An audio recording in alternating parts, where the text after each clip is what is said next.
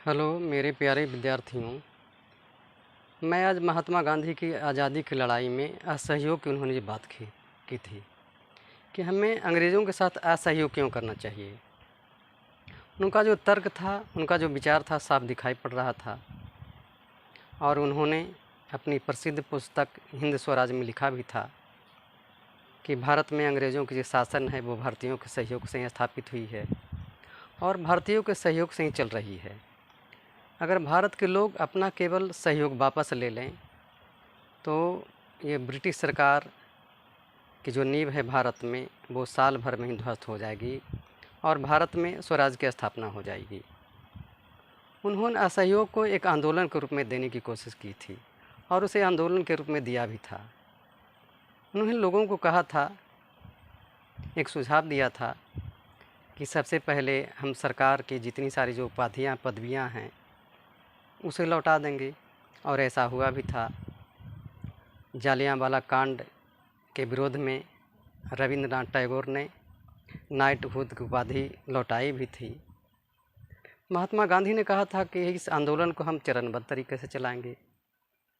सबसे पहले हम विधायक जो परिषद है, सेना, फौज, स्कूल, कॉलेज, विदेशी जो वस्तुएं हैं उसका बहिष्कार करेंगे। अगर इसके बाद भी सरकार नहीं मानती है, ब्रिटिश सरकार नहीं मानती है, अगर वो दमन का रास्ता अपनाती है तो हम सविनय अवज्ञा आंदोलन छेड़ देंगे।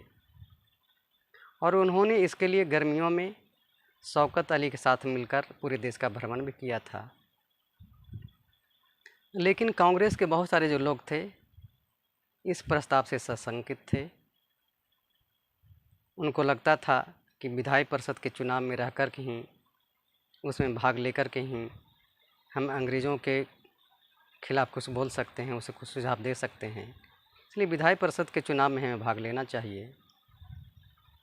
इस मुद्दे पर कांग्रेस के समर्थक और विरोधियों में थोड़ा दिन के लिए कुछ खींचातानी भी हुई थी, लेकिन आखिर दिसंबर आते आते नागपुर के अधिवेशन में असहयोग आंदोलन छेड़ने पर सभी लोगों की सहमति बन गई और महात्मा गांधी ने असहयोग आंदोलन को देश के लिए ज़रूरी बताया था कि अगर सभी लोग इस बात को समझते हैं तो भारत की आज़ादी बहुत ही जल्दी मिल जाएगी।